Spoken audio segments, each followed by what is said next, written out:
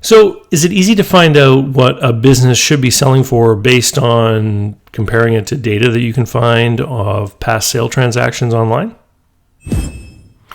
Hey there, it's Dave Barnett here from davidcbarnett.com, the blog site, YouTube channel, iTunes, SoundCloud, Google Play podcast, where I talk about buying, selling, financing, and managing small and medium-sized enterprises.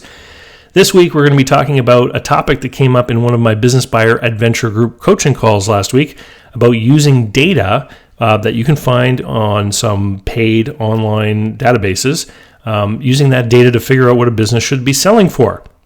But first, let me tell you, this past weekend, my daughter turned 11 and I had an amazing offer on one of my online courses.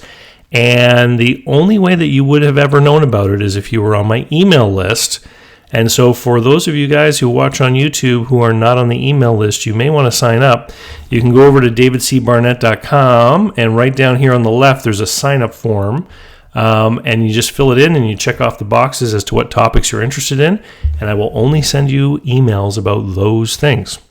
Anyway, back to the topic at hand. So one of the guys who's in the group is looking at buying a certain kind of business, and he paid to join one of these online databases of past sale transactions, and he was doing, bringing numbers together, and he had a linear regression chart. It was all very cool looking with little dots on it showing the data points between the selling price and the EBITDA, or maybe it was the revenue. I don't know. But so it looked very cool. It was very slick, and he's a bit of a computer guy, so I think that appealed to him.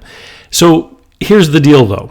When I was learning how to be a business broker and when I was becoming certified in the trade, I learned how to do research using these paid databases.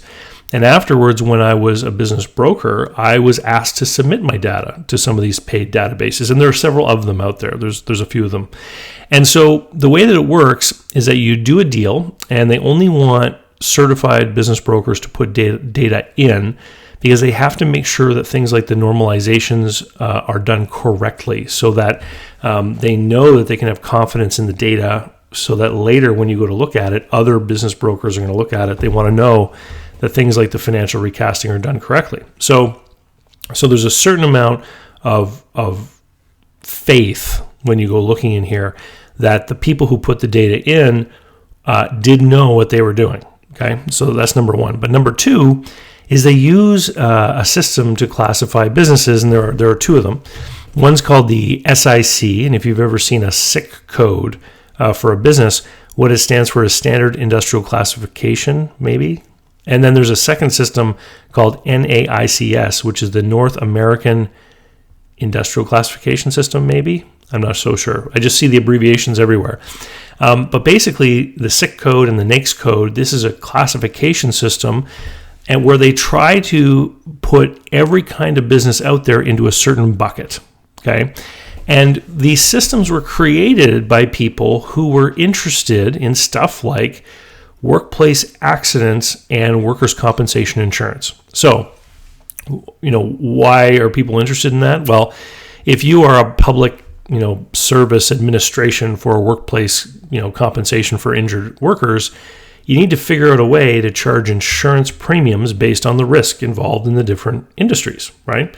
And so you put all your auto repair garages into one classification, and you put insurance offices into another, because the auto repair places, they're using tools, equipment, they're walking around, and there's grease spilling and oil on the floor, and so those guys obviously have to pay a higher insurance premium than people who are sitting at desks all day, who have less of a chance of becoming injured. Okay, so when the business brokerage industry was evolving and people were creating these databases, why reinvent the wheel? Why not just use one of these classification systems that already exists, right?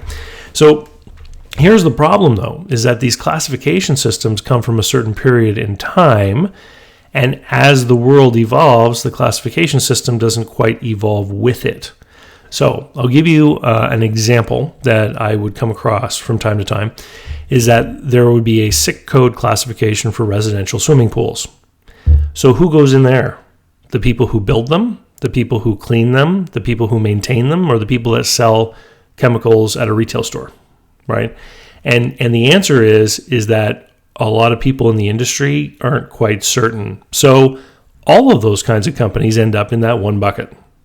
And so if you were going to buy a swimming pool maintenance company and you did research online and you found that under a certain SIC code there were 300 sample companies and on average they sold for X multiple of SDE or a certain percentage of revenue, and you applied that to a business you were looking at buying, or you applied it to your own business if you were thinking about selling and you're trying to figure out what your business is worth, you would not get an accurate number because of several reasons. Reason number one, the pricing and risk characteristics of a business change as the business changes in size. So a restaurant doing $500,000 in sales is a lot riskier than a restaurant that does $2 million in sales. And so the multiplier of the $2 million revenue business will be higher than the multiplier of the $500,000 revenue business. And so when I'm going through those databases, what I have to do is I have to choose a bracket of size.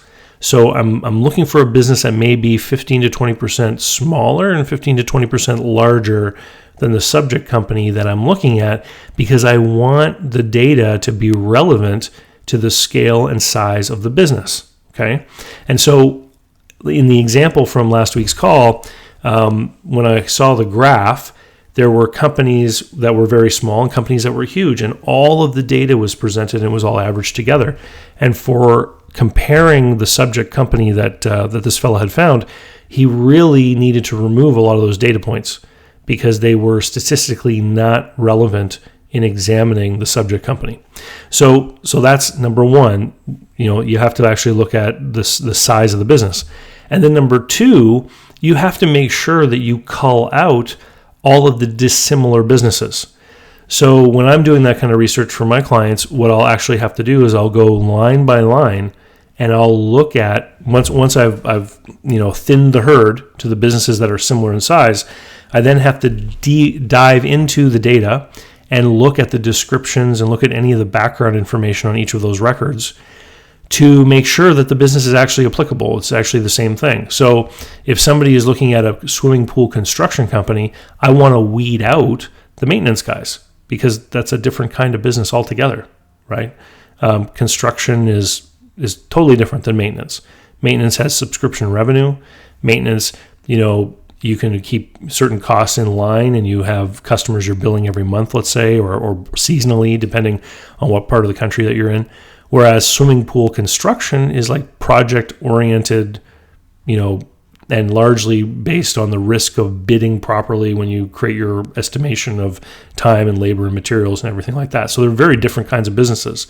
And you don't want to accidentally price one, the riskier one, the construction one, using data from the business that has regular subscription revenue, the maintenance one, right? So these are the dangers of using this kind of data. The third big problem that I have found recently is that some of the business for sale websites are offering these premium memberships. And when the premium memberships first came out, what they were offering to do was to push the latest listings right out to you. So as a buyer, you would get an email right away as soon as a new business was listed in a category within the geography that you're interested in. And now what they're trying to do is they're trying to create these additional data tools that make it feel like you're getting even more value.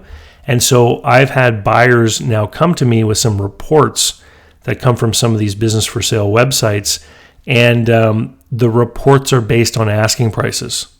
And that's also very dangerous because I can tell you that there is sometimes very little correlation between a business's asking price and its selling price. Like sometimes people ask $1 million and then they'll sell the business for $380,000. And then some people ask $400,000 and they'll sell the business for $380,000. Like it can be all over the place. So averaging asking prices when examining a certain kind of industry doesn't really give you much either, unless you're trying to figure out what an average asking price might be if you're putting your business up for sale.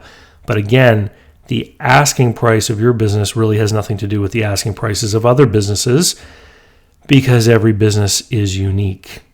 It's a delicate little flower, a falling snowflake that is special. And this is why every case has to be examined.